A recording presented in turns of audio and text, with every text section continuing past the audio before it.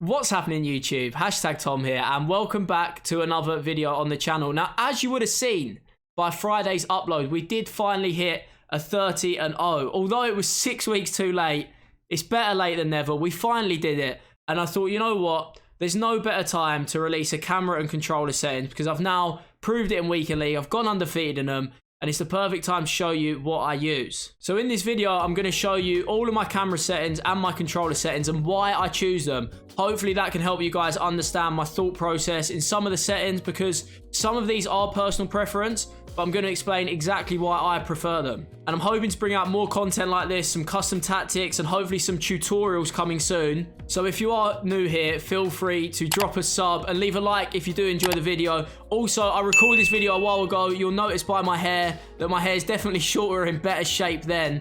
But trust me, none of my settings have changed. I don't really play around with these. Once I choose them once, I keep them the same for the rest of the year. And that's about it from me. Let's get straight into this video. So, we're going to start the video with the camera settings. And this is a question I get asked a lot on stream. And I actually play tele broadcast, right? And there's good reasoning behind this. I used to play co-op back in FIFA 18 and maybe some of FIFA 19. And then Harry made it clear to me that no one has ever won a championship on co-op. It's a bit of a theory between me and H. And obviously Tex was on tele broadcast and winning all the tournaments in FIFA 19. When it comes to E-Nations, me and Tex had to use the same camera angle because we were playing 2v2. And because of this, back in FIFA 19, I've stuck with the tele broadcast ever since. I actually have it customized though. I don't just have it 10-10. So what I do is raise the height a little bit up to 12 so you can see more of the pitch and then also zoom it out as well to 8. So it's basically very, very similar to tele broadcast 10-10, but with the extra height and the zoom out a little bit more, you're definitely going to be able to see more of the pitch and you won't have as much swing because my main problem with tele broadcast at the start was the amount of swing you get with the camera. And whilst I'm on camera settings and the visual stuff of FIFA, one thing I definitely want to show you is the visuals in the game settings. Most of these, I don't know why I have them on. I've just kept them as default since the start. But the main one I wanted to show you was the user radar color against the opponent radar color. And I've actually manually changed these to red and green because I've noticed sometimes if you wear a similar kit to your opponent, I think it messes up on the radar and it starts to become like a similar color. But if I have it red versus green all of the time, I know no matter what the kits are, I'm going to be able to see my radar. And I actually use my radar a lot, so I'd recommend doing this and making sure that it's two colors that are very distinguishable. Otherwise, you could have a problem in certain games. And whilst we're talking about visuals, if you're that guy that uses a ball without a shadow, please change. Please try and get a normal ball. It's the most annoying thing in Ultimate Team. You load into someone else's game and there's no shadow on the ball because you can't tell if it's on the floor or in the air. And now we go into the controller settings where, being honest, a lot of this is personal preference. So you might watch some of this and think, what on earth is he doing? Like, why is he using that? But this is all personal preference. I'm going to show you what I go through and you might want to change accordingly. But just keep this in mind that everyone probably has different controller settings. And we'll start from the top. Fifa Trainer, we hide that straight away. You never need it. It's no use. If anything, it just gets in the way on the pitch. So make sure you got the trainer off. And then the next one is time finishing. And this is the first one where I'm going to say personal preference. For me, in FIFA 21, what I've discovered so far is that time finishing is not that important. It's very similar to FIFA 20 where the risk versus reward factor isn't really there. It's too risky and you don't get rewarded enough for it. So I would advise for most users to have this off. The only reason I have this on is just for showboaty goals. Like, I'd never actually use it in a competitive environment. And if anything, it can get in the way because sometimes you can spam circle to shoot and then it registers a time finish and then you're red timed and it's an awful shot. So make sure you have time finishing off. Unless you're an absolute freak at the game and you're greening all your shots, it is not worth it in FIFA 21. From what I've discovered so far, we could go down the line in 3 or 4 months and time finishing is the meta, but I don't think it is.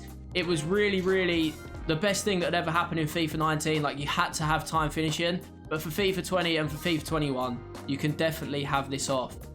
And the next setting is the next player switch indicator. So if you don't know what this is, obviously you have your arrow on your head. Like there. And if you have this setting on, as you can see now, it shows you who your next player will be if you switch defender using L1. So let's say I'm the centre back Raphael Varane, and you're going to press L1. It will show you who you're going to switch to. So if you're Varane and you press L1, it will go to Gomez, but it has a little shadow over the person's head of who it's going to be if you press L1. Now for me, I use a lot of right stick switching, and I don't use L1 too much, only really when defending with my centre backs. I don't believe that this is worth having on, because if anything, it just distracts me. So I keep it off because the shadow I actually find distracting, and it leads me to second man press more. And in this game, second man pressing is fairly dead. So basically, the reason I have it off is to not bait me into second man pressing and make me pull out 2 defenders at once. Unfortunately, for the last 2 or 3 years, using the second man press, which is L1, doesn't really work. The last time we had any success with FIFA 18, or maybe FIFA 19, but definitely not FIFA 20 or 21. So I would advise this to have off. However, some people may find this useful as it tells you who you're going to switch to if you press L1. If you find that useful, then crack on, smash it on. But for me, I have it off. And on to pass block assistance, which I have on. So basically, this is an AI setting. This is going to determine how your AI react. And because of the way FIFA is, you can only control one player. You need this on. If you turn pass block assistance off, and yeah, it's really annoying that we have so much AI in this game, but if you have this off, you're going to be hindering yourself so much. Keep it on, because if someone passes into you and you're not controlling that player, then your AI will intercept it. But if you have this off, then he's just going to be standing there and you're going to have to do every single tackle, which isn't possible in FIFA. It's really annoying that the assistance is the way it is, but you do need this setting on 100%. And then we're on auto switching, and for this I have air balls and loose balls. As you can see in the description, we will only switch for you on lobs, crosses and loose balls. The rest of it, you're in complete control. Some people, some pros I'm guessing, have this on full manual, where they do every bit of player switching that is on the game. But I have it for air balls and loose balls, because for some crosses, where you're holding the left back and a ball gets fizzed across your box, you need it to auto switch to your centre back before you can do it, because otherwise you might not react quick enough and you won't be able to defend and head it, because it will still recognise that you're controlling the left back. So what I would say is have this on for air balls and loose balls. You don't want this on auto, because then the game is playing for you and it won't recognise what you're doing. I'm 90% sure, correct me if I'm wrong in the comments, but I'm 90% sure that the default setting is air balls and loose balls. I feel on auto, I wouldn't trust FIFA to do everything for me like that. I might play around with doing it manually, but for now, I've had it on air balls and loose balls for the last 2 or 3 years, and I don't think I will change unless I notice anything drastic. And now we're on to auto switching move assistance, and for this one, I'll be honest, I don't know too much about it, but what I do know is do not have it on none, because basically, the second you change player, the player you were controlling will just stop still from my understanding, and that is not good. So for me, I have it on low, because if he's running and then I want to change player, the player will run for a little bit longer. Therefore, I have it on low. I would never recommend none, but definitely play around with low and high if you're unsure. Again, it's a similar with auto switching one. I'm sure these are the defaults because I don't really change these too much. And we're on to the jockey, which I have kept as assisted. If I'm correct, this came in FIFA 20 and I've had it on assisted because I played with it on manual for 1 day and it was no use. Your player was on skates, couldn't really move around too much. I felt like I didn't have much control over him, even though it says manual. So I've put this on assisted. Unfortunately, it's the way the game is. Because you can only control one player, you just need a lot of these settings on assisted. If FIFA ever become a game where you could be like 2-on-2 more often or 3v3, then I'd imagine you can change some of these. But you'll notice as this video goes on, a lot of the settings I use are assisted, and it's because I can only control one player at one time. And now we're on to more automatic / assisted things. The first thing I have off is the auto flare pass, and this is because if you don't know, if you want to do anything for a flare pass or a flare shot, you hold L2, which is like the skill trigger for that sort of thing. I have auto flare pass off because I don't randomly need my R9 just doing some random like Cruyff pass or roulette pass when I don't want him to. If I want him to do a skill pass, I'll hold L2. If I don't, then I won't touch it. I think that's the way you should be, because sometimes the game can do it in weird areas that you don't want it to do it in, and you won't have any control over that. To ensure that you have full control over whether you do a flare pass or not, just turn this off. And now you'd think this context applies to auto clearances and auto shots, but for me it doesn't, because the reason I keep these on is if there's an absolute scramble in the box and FIFA's being FIFA, there's just loads of stuff going on. Having auto clearances on can actually be useful because your player could lock onto it and clear it before you can even react. So I keep auto clearances on because I've never noticed it to actually hinder me. It might have helped me every now and then, but I don't actually notice it too much in the first place. For that reason I have it on, and I actually have auto shots on as well, because you know how FIFA is, right? There's a lot of rebounds going on in the box, and sometimes it might just hit your player and they shoot. Normally, in 99% of circumstances, you can definitely react to the auto shots quick enough. You can just manually do it, but it's just for that 1% where sometimes it might fall to your player and you don't react. It will just tap it in for you. However, with these two, I don't notice it too much personally where auto clearances and auto shots happen. Some people might have a different experience to me. I keep these on, but I can't say I'd feel much of a difference if I had these off. Haha, now we are on to the player lock, and this is a new feature of FIFA 21. If anyone has been watching my FUT Champs highlights, you'll probably see that I actually use this quite a bit. My overall conclusion on player lock system is, in Champs, it's usable and you can use it to a high level. However, in pro games, I'm struggling to implement it at the very top level because I think it's a little bit clunky. Actually, let me show you an example of the player lock. So as you can see on the screen, I'm running with one player, and if you press the left and right stick at the same time, press them both in and use the right stick to flick to a player you want to switch to, you'll be able to see that the computer actually has the ball and you can start manually making a run with the position that you've selected. I find this really useful when I'm with my left back and my left mid. If I just use L1, he'll make a straight run. But if you use the player lock system, press both buttons in, flick to the left mid, you can determine whether he runs on the inside of the fullback or the outside of the fullback. And that can actually be very useful. So for this reason, I'd have the player lock on, and I would definitely recommend learning this because it's something that's been brought into FIFA 21. It's actually useful at a decent level, I'll be honest. As I said, in pro games, I might not use it, but in FUT Champs, I use it a hell of a lot. I might even drop a tutorial on how to use it in effective positions. Let me know in the comments if you want to see that. But yeah, player lock, get it on and try to learn it. We'll go on to contextual agile dribbling. And this is a setting that has to be off for me. Shout out Nightwatch, because Nightwatch actually tweeted this at the start of the game. And it's something that I didn't do for about the first week. Basically, if you don't know what agile dribbling is, you hold L1 and your player keeps it really tight. It's like crab walking in FIFA 17. Your player keeps it really tight to his body, which is a useful feature, right? You might use this every now and then. However, I don't need the game to decide whether I want to use it or not. If I want to use agile dribbling, you want to have full control over it. So you press L1 or hold L1 and dribble with it. Sometimes if you have this setting on, the game might think that you want to agile dribble when you don't, and it will start doing it for you. So for that reason, I'd 100% recommend having it off. If you ever want to use agile dribbling, just hold L1. Right stick switching, which I have on player relative. As you can see by the description again, this was the default setting before they changed it in FIFA 20. So for me, my player switching was fine in FIFA 18, FIFA 19, and I didn't want to start playing around with that.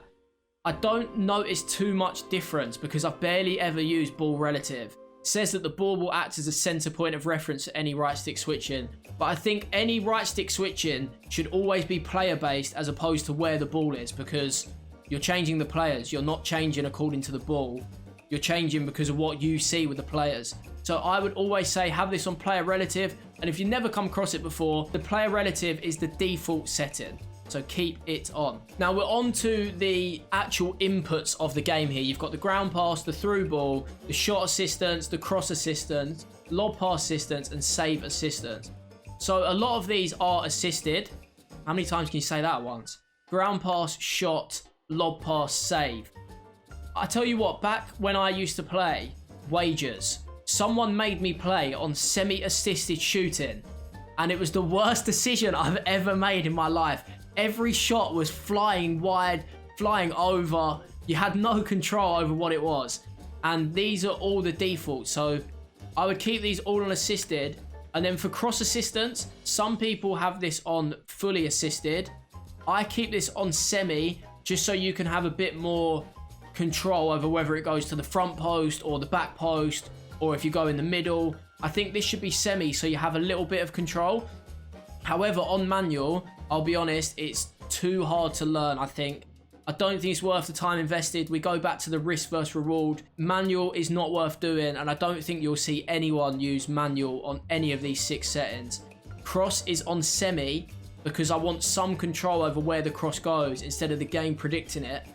And the same for through balls, because the way you power up through balls and the way you control where they go, I think you need some manual input on where that's going to go. You don't want the game to read every through ball.